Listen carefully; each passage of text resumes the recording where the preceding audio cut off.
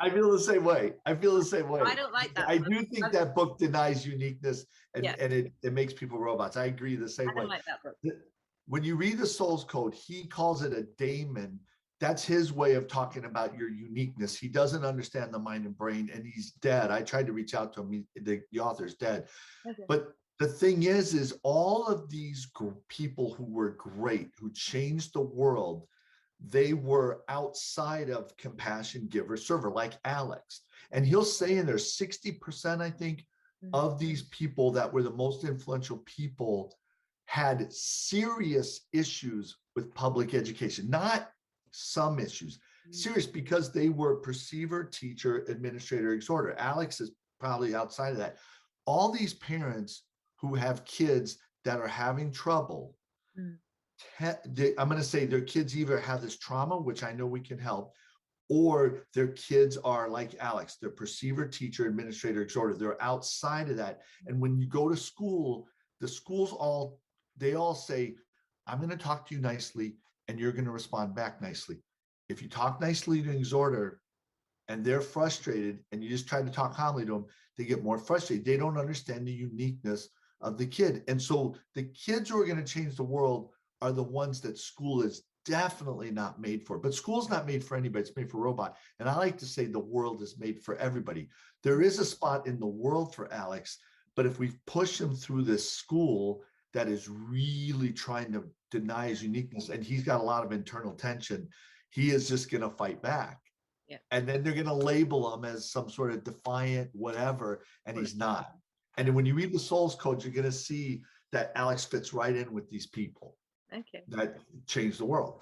Oh, he tells me, he shows me how to do things. I mean, it was like because of him that I've got my YouTube channel, John. I said, Mommy, you need to have a YouTube channel. That's what you need to do. You know, he's telling me what has to be done. And that sounds like administrator perceiver, because he's making perceiver lines. You need to do this. You need to do this. Yeah. And he's coordinating you. So I'm going to say, I think he's administrator perceiver. Maybe. So if you ask him to coordinate, if you ask him the way to help him have energy, well, I'll tell you two things. One is ask him how we should do this thing. Let him coordinate. The second thing is, and I'm administrator teacher, okay? The second thing is administrators love games. Okay. If you can turn everything into a game, he'll do it. He'll learn his timetable. He'll learn his mathematics. If you turn it into a game, that's TT Rockstar. That's TT Rockstar. So there's a guy playing a guitar, and as you play, it goes up and up and up, and it times you, and there's question marks, and you get hello, well done. You know, it's a little bit stressful. I want you to for you, but for administrators, it's great. I'm like, oh my god, just stop the music, is too loud, and I don't like loud noises.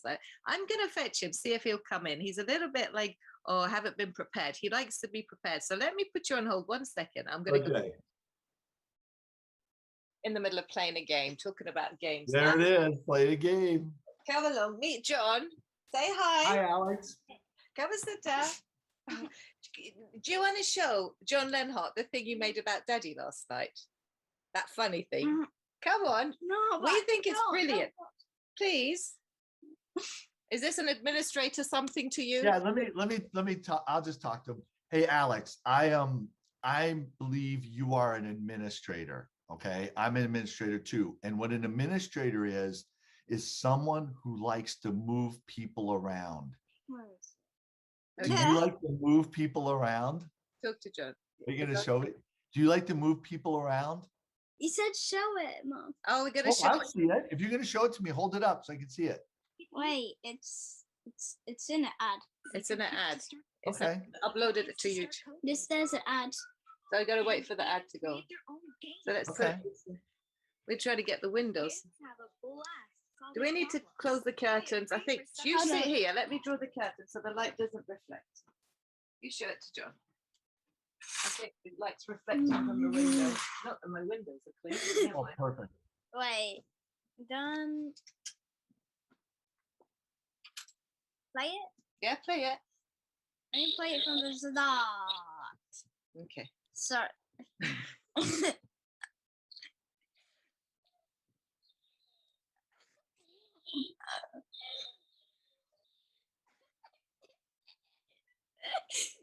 Wow.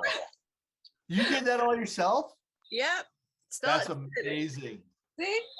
In that book, The Soul's Code, they talk about a guy who became Where's it gone? a director, a movie director. What's the matter? I'm trying. That's great.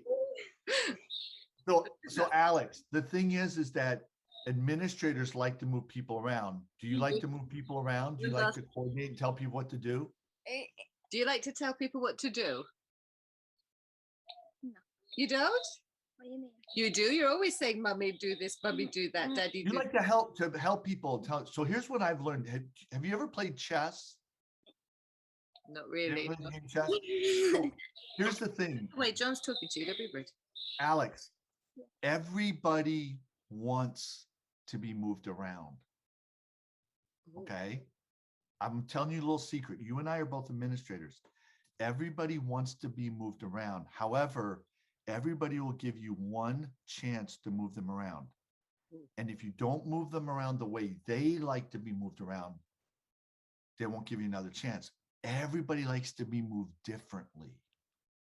So your mom and I are trying to help people learn how to move people around. So she could teach you how to move your mom around, and how you move your dad around is different than your mom, and how you move your friends around. So would you like to learn how to move people around their way? They'd ask you, because if you move people around the right way, they'll actually come up to you and say, Alex, can you move me around? Can you help me? Can you tell me what to do, how to handle this? Would you like that? You're gonna move me around. Not literally. Yeah. Perceiver. If you learn how to move people around. So here's the thing, if you want to move your dad around, okay, there's two things. One is if you say, I need. Okay, so if you say to your dad, I need, instead of saying, Dad, do this, if you say, I need, oh, you know that works. I can see it on your face. If you say to your dad, I need, he'll do it. The second thing is, when your dad does anything for you, say, thanks, I feel better. If you say that to your dad, he's going to want you to move around more. If you say, I feel better, your dad loves to hear that. Listen, John, I'm trying to get this child to be slightly more independent, not make us become slaves to his. Not slaves, but just help move you around. We all want to be moved around as administrators. He's hiding.